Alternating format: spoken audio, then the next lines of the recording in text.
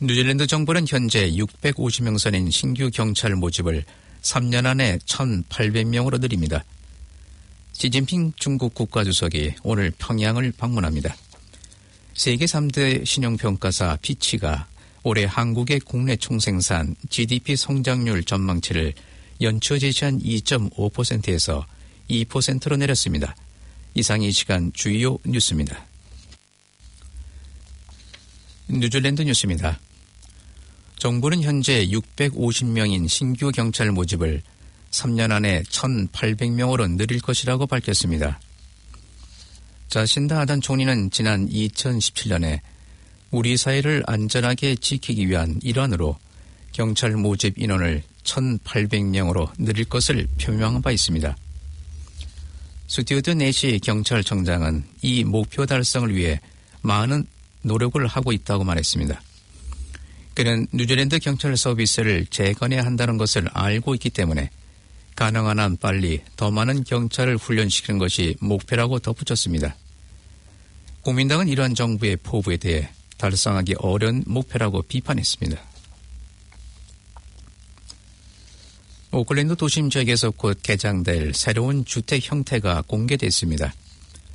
공동주택이라고 이름을 줄여 코라고 불리는 새로운 주택 형태는 부엌과 거실을 공동으로 사용하지만 넷플릭스 인터넷과 일요일 식사, 청소 등의 서비스를 제공하면서 주당 $360의 비용을 받는 22개 침실이 소개됐습니다.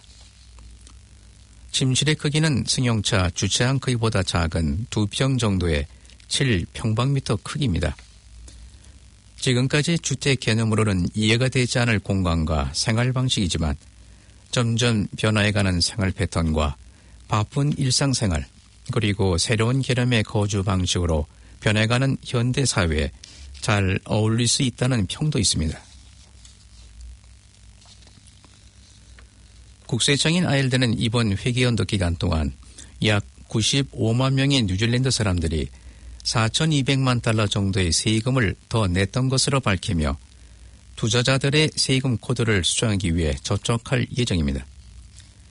아일드는 현재 키세이버를 포함하여 약 150만 명 정도의 국민들이 투자 활동을 하고 있지만 잘못된 개인 세금 코드가 PIR로 인해 더 많은 세금을 내고 있다고 밝혔습니다.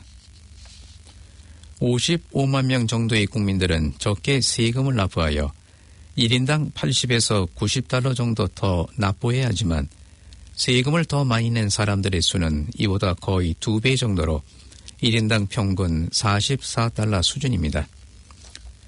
IRD 관계자는 현행법상 과도하게 납부한 세금을 돌려주도록 허용하지 않는다고 말하면서 개인 세금 PIR 코드를 변경하는 데에도 상당한 비용과 시간이 소요될 것이라고 밝혔으며 2019년 회계연도에 $4,200만 과도한 소득세를 납부한 상황이지만 $5천만 상당의 부족 납부 금액이 있으며 잘못 등록된 투자자들의 코드를 변경하기 위해 일일이 접촉할 것이라고 말했습니다. 통계청은 무선통신 사업자들과 손을 잡고 매 시간마다 사람들의 움직임을 추적할 수 있는 방안을 도입할 것으로 밝혔습니다. 인구밀도 조사 프로그램으로 다음 달부터 이와 같은 조사 방법이 시행되지만 모든 움직임이 기록되면서 개인 사생활 침해의 소지가 있음을 우려하고 있다고 제임스 쇼 통계청 장관은 말했습니다. 쇼 장관은 무선통신 회사들과 크레딧 카드 회사들은 이미 어느 정도 수준의 고객 동선을 파악할 수 있다고 설명하면서 이번 조사에서도 이들의 자료를 이용하여 무작위의 익명 대상자들의 동선과 생활 패턴을 파악하고자 한다고 말했습니다. 쇼 장관은 어제 국회 특별위원회에서 이같이 밝히며 개인정보를 유출당할 가능성도 없지 않지만 연구조사 목적이 아닌 다른 용도로는 사용되지 않도록 최선의 보안 시스템을 구축할 것이라고 설명했습니다. 보안 시스템은 개인 사생활 침해 방지위원회의 점검을 받고 있으며 자료 사용에 대한 윤리 패널들이 감시 감독을 하고 있습니다. 에이오 뉴질랜드 최고 경영자 크리스토퍼 룩슨이 수요일 저녁 사임을 표했습니다. 에어 뉴질랜드 성명서에 따르면 그는 오는 9월 25일 항공사의 리더직에서 물러날 것이라고 밝혔습니다. 항공사 측은 룩슨 씨가 사임 후에도 새로운 최고 경영자가 역할을 다할 수 있도록 조언을 해주는 역할을 할 것이라고 말했습니다. 크리스토퍼 룩슨 씨는 에어 뉴질랜드가 고객 중심, 상업적인 초점, 높은 참여 문화 덕분에 뉴질랜드에서 가장 존경받는 기업이 된 것을 자랑스럽게 생각한다고 말했습니다. 그는 에어 뉴질랜드의 경제적, 환경적, 사회적인 공동 목표 달성을 위한 노력과 성과는 놀라운 것이었다고 덧붙였습니다.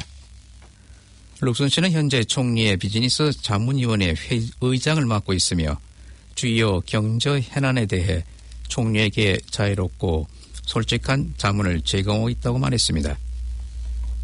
에어 뉴질랜드는 뉴질랜드에서 가장 매력적인 고용주로서 3년 연속 1위 자리를 유지하고 있으며 랜드스테이드의 조사에서 6번이나 최고 성적을 올렸습니다.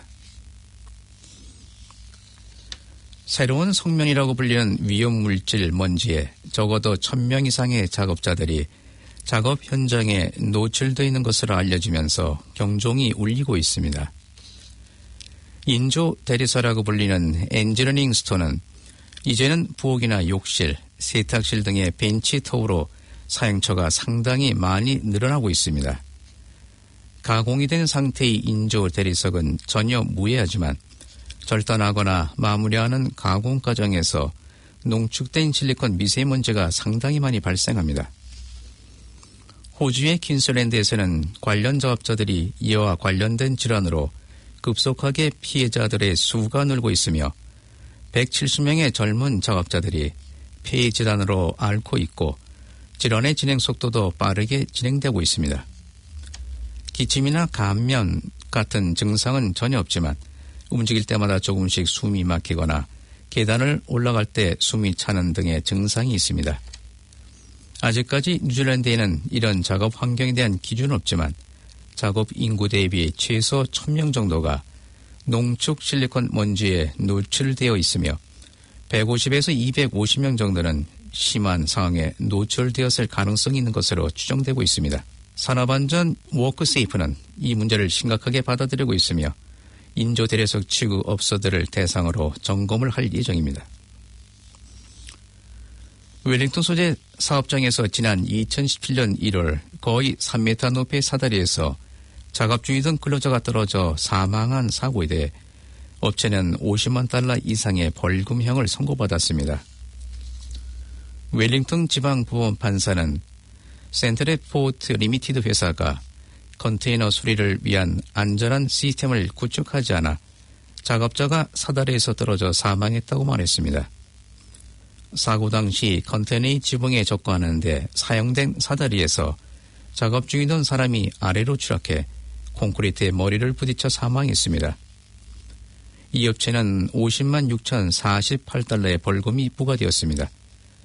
워크세이프는 사다리가 고정되어 있지 않았고 사행 중인 장비 수리가 어려웠으며 안전장치에 대한 점검이 제대로 안 되었다고 지적했습니다.